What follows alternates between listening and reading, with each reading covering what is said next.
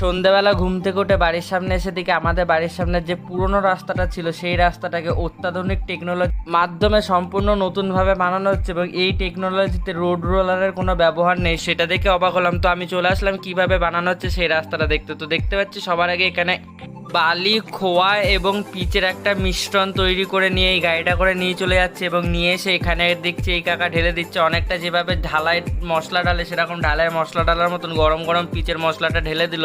তারপরে এই কাকারা যেরকম ঢালাই আর কি কাঠ দিয়ে সমান করে সেরকমই এই কাকারা এই গরম গরম পিচটা একদম কাঠ দিয়ে পুরো রাস্তায় সমান করে ছড়িয়ে দিচ্ছে অনেকটা সেই ঢালাই সমান করার মতন। তারপর সব কিছু কমপ্লিট করার পর এরকম চকচকে হয়ে যাচ্ছে। তারপর এরকম একটা কাঠ নিয়ে মার্ক করে করে এরকম খোয়া পুঁতে দিচ্ছে। কেন খোয়াটা পুঁতছে আমি ঠিক জানি না, আমার মনে হয় তো টায়ারে ভালো গ্রিপিং হবে রাস্তায় তার জন্য।